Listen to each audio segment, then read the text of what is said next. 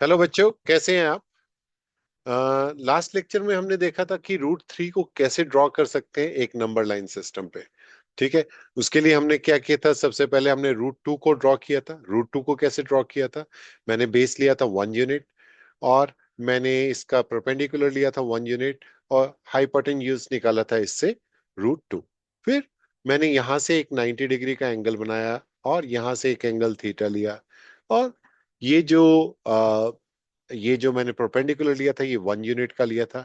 और इसको जब मैंने इसके साथ ज्वाइन किया, तो ये मेरा रूट थ्री आ गया। ठीक है। तो h equals to root three. और मैंने यहाँ पे ओरिजिन लिया o को, और रेडियस लिया मैंने ओडी। और यहाँ से जब मैं सर्कल ड्रॉ करूंगा, तो ये यहाँ इस लाइन नंबर लाइन पे टच कर रहा है ये पॉइंट। तो O E equals to O D होगा। तो इस तरह से हम रूट थ्री को ड्रॉ कर सकते हैं नंबर लाइन सिस्टम पे। अब नेक्स्ट है रूट फाइव को कैसे ड्रॉ करेंगे।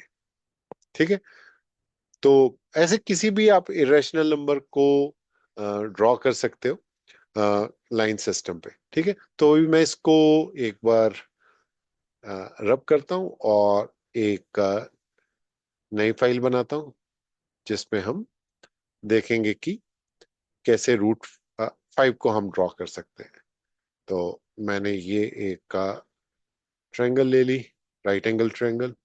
इसको फ्लिप कर देते हैं थोड़ा। ठीक है। और मैंने क्या किया, यहाँ पे एक ये अगर इसके कोऑर्डिनेट्स डिफाइन कर देते हैं। इसको ओ ले लेते हैं, इसको बी ले लेते हैं, इसको ए ले लेते हैं। ठीक। और यहाँ से एक जब मैं ड्रॉ करूंगा रूट, तो ये यूनिट वन है, ये यूनिट वन है, और ये रूट टू है। ये मैंने ऑलरेडी आपको प्रीवियस लेक्चर में बता दिया कैसे है। ठीक है। तो मैंने क्या किया, यहाँ से एक 90 डिग्री का एंगल ड्रॉ करते हैं। ठीक है, 1 यूनिट का। और यहां से मैं इसको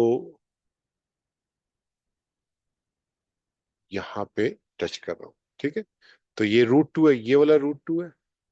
ठीक है। ये रूट टू है। और ये क्या हो जाएगा, रूट थ्री हो जाएगा। ये कैसे आया रूट थ्री, वो मैंने आपको लास्ट लेक्चर में बताया। ठीक है। अब मुझे क्या करना है, रूट फाइव करना है। अब देखिए, रूट फाइव करने के लिए मुझे क्या करना पड़ेगा। अगर मैं लिखूंगा एच स्क्वेयर इक्वल्स टू, अगर मेरे पास रूट थ्री बेस है, ठीक है, तो रूट थ्री का स्क्वायर प्लस मुझे क्या ऐड करना पड़ेगा इसमें, ताकि मैं इसको फाइव बना सकूं। ठीक है। तो रूट थ्री का स्क्वायर क्या हो जाएगा, थ्री आ जाएगा। अगर मैं यहां लिख दूं रूट टू का होल स्क्वायर, तो देखिए, रूट थ्री का square three, plus root two का स्क्वायर टू, यानी कि फाइव।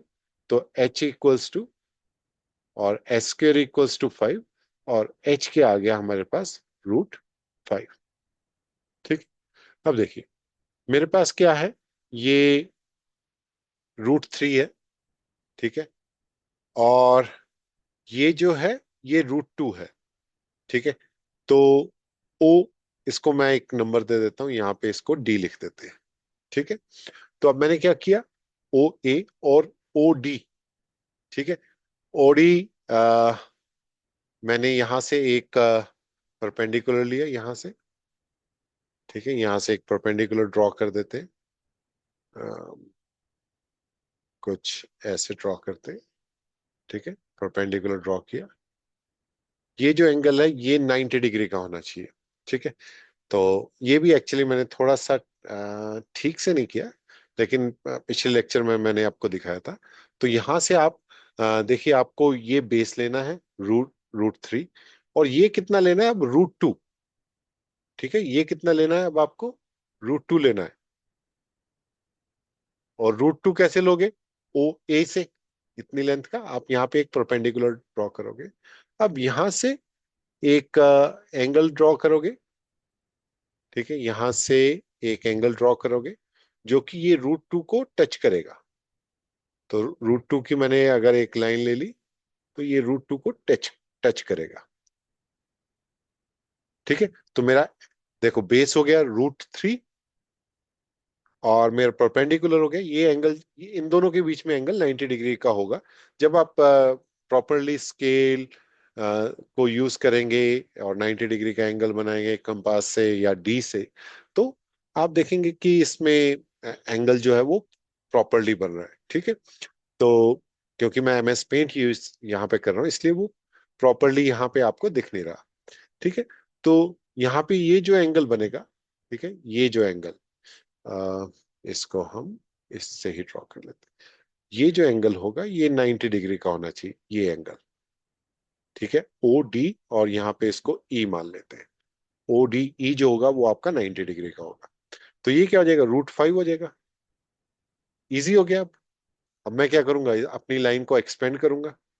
इस लाइन को एक्सपेंड किया, इस लाइन को यहाँ पे एक्सपेंड कर देते हैं।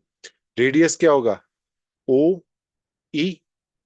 ठीक है, और यहां से मैं OE से यहां से मैं एक सर्कल ड्रॉ करूंगा, और वो जो सर्कल ड्रॉ होगा वो ड्रॉ करते करते करते करते कहीं यहाँ पे आ जाएगा √5 की जो भी वैल्यू होगी। ठीक है, तो यहाँ पे √5 को हमने ड्रॉ कर दिया नंबर लाइन पे। तो क्या किया हमने, ड्रॉ √5 ऑन नंबर लाइन।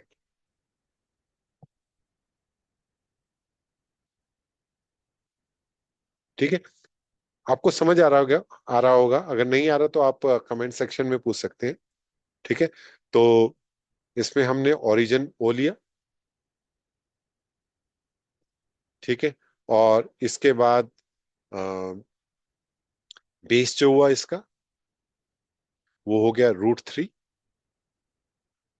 यानी कि बेस क्या है इसमें, O एंड OD।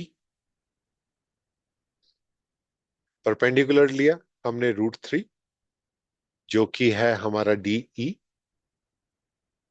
ठीक है, और रेडियस हमने लिया, रेडियस लिया इस पे OE, और फिर नंबर लाइन सिस्टम पे यहाँ पे मैं इसको F लिख देता हूं। तो OE equals to OF which is equals to √5। तो इस तरह से आप √5 को भी नंबर लाइन सिस्टम पे ड्रॉ कर सकते हैं। ठीक है, ये एक क्वेश्चन है आपका 1.2 में √5 को ड्रॉ करने के लिए। आई होप आपको ये समझ आ गया होगा। ठीक है, और कहीं भी अगर आपको कहीं कंफ्यूजन है तो आप मुझसे कमेंट सेक्शन में पूछ सकते हैं। Thank you very much for watching. अगले लेक्चर में एक और नया टॉपिक देखते हैं।